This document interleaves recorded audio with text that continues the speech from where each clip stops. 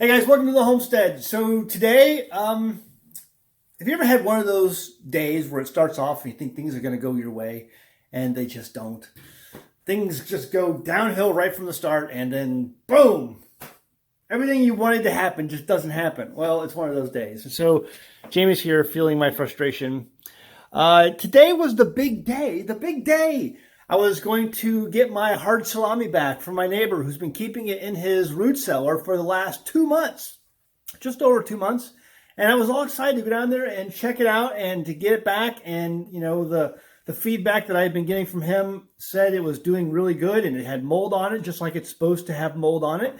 And then I got it back and did a taste test and I began to wonder where it all went wrong.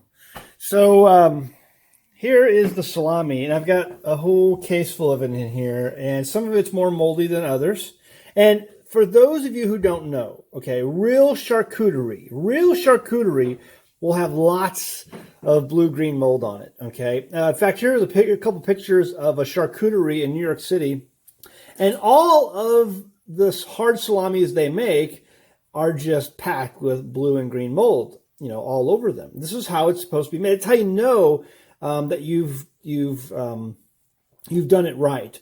In fact, there are studies out there where they take some of the blue-green mold that are grown on some of these Italian products, and they find over 700 different species of mold growing on these hard salamis.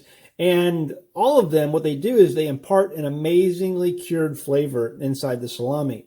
And then you wipe them off. Usually they use vinegar or things like that to wipe them off before they're consumed.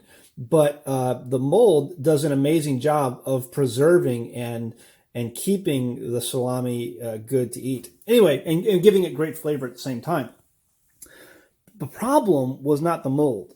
Okay, now these were these smokies. I got this idea from Chris over at Shalom Acres. They're not doing a whole lot of videos lately, but you know, I always make fun of Chris because he makes horrible wine. And Jamie knows. You know, every time we go over there, he gives us some of his wine that he's made. And it's just horrible. I mean, you degrease engines with it. You know, it's just nasty. But there's one thing that he does I know very well in this world. And he makes the best hard salami. It's just great hard salami, kosher hard salami. And it's amazing. And he is the bar. I mean, he sets the bar. I need to get to the level he's at. And I think the closest I've come was maybe 2 years ago. We did a batch, right? And it was good. It wasn't his by any means. But it was like jerky. It was like jerky. I mean, it was edible. I wouldn't even say it was jerky. It was more like, you know how when something crystallizes and it gets powdery? You saying it crystallized? No, I'm saying that it wasn't chewy like jerky. It was more like you could cut it and it would get powdery. Powdery? I don't know what she's thinking. I'm saying when you cut it, there was a powder film from the knife. I mean, you had... Oh, okay, yeah. So like the shavings of the cutting. Yeah, I mean, you had to really... Well, I mean, there was some... No, that was the first year we made it. That was the first year. But the year after that was pretty good. That was like 2 years ago. Okay. All right. Anyway, I still have not reached the level of Chris at Shalom Acres and how he makes his hard salami. So I don't know what to do about that. So... let me give you a little bit of... I would just like, even if it doesn't taste as good as Chris's, just have it... Sorry, honey. Just have it be edible. Okay, have it be edible. Well, all right. I mean, that's how I feel about it. So, I tasted this. I cut a piece off. Here it is right there. And it just didn't have the flavor, for sure. It tasted okay. You could taste the smoke flavor. These were these little smokies. Chris made some of these last year, and they tasted excellent. But I thought I did everything he did. You know, he hangs it in a root cellar. I hung mine in a root cellar. The real big difference, I think, is my recipe. And I don't. I know I do a couple things different than Chris. I think I have the same salt content. I reduced it down to his percentage level that he uses, but I don't use. I use natural nitrates instead of store bought. Okay, the nitrite salt. I use celery powder that we mixed in, and also I use wine for that.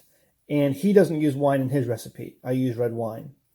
So I think when I look at these bigger sticks, the problem here, this one I think has the flavor, the smell smells good. It smells good, but it's not cured. It's like raw meat in there still. And so it didn't cure.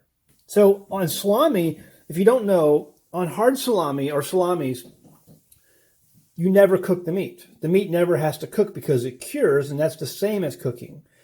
And so this didn't cure. And I'm thinking it's because maybe my nitrites did not work the way I wanted them to.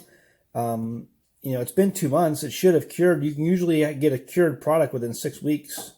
It won't be aged very well, but it should be cured, and it's not cured. So I don't know. Next time, I got the blue-green mold. That's good. That worked out great. You can just see it here. That's what you want. That's what the best charcuteries in the world. If you're making salami, you want to get this. But my issue is my nitrites or nitrates. I didn't get that to work. So next year, when we do this, and there will be a next time, I'm not giving up. Okay, just like Chris hasn't given up on making excellent wine. He still goes at it every year.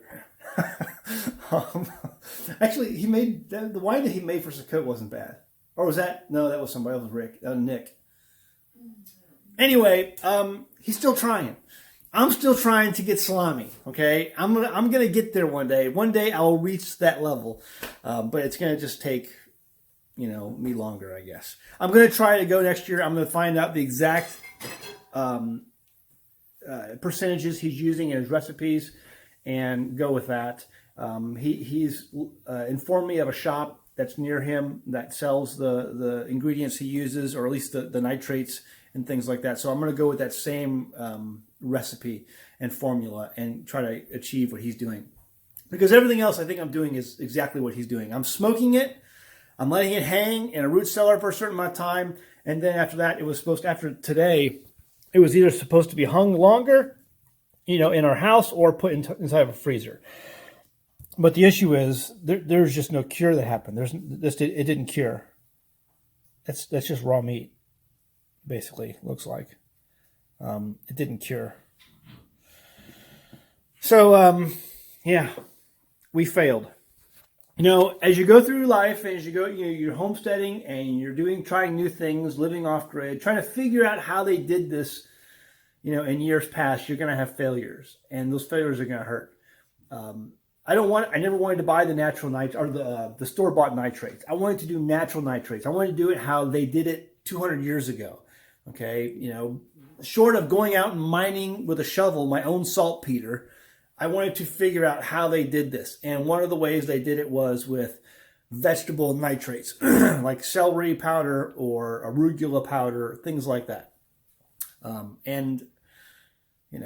You try and sometimes you win, sometimes you lose. And today we lost.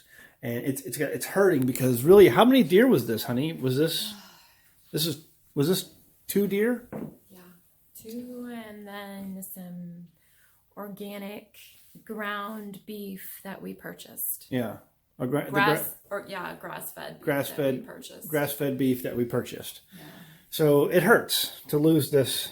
And I'm going to take some of these sticks and I'm going to hang them inside and just let them dry and see if the cure begins that way. I don't know. But you do have to be careful, even though you got the green mold, which is good. And the green mold actually helps to protect, I think, from what I've read in my studies, against botulism.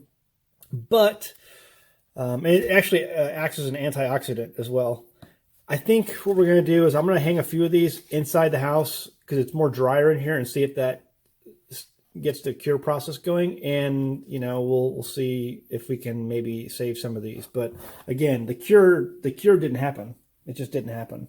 And with the Smokies, I don't know what happened on that, but it just didn't turn out. The flavor's just not there. I don't know. It is what it is. You try, and then you do good sometimes, and then other times you fail. It is what it is. All right, guys. Until next time, we will eventually get this to work. I guarantee you. One day, I will get this to work. See you next time on the homestead.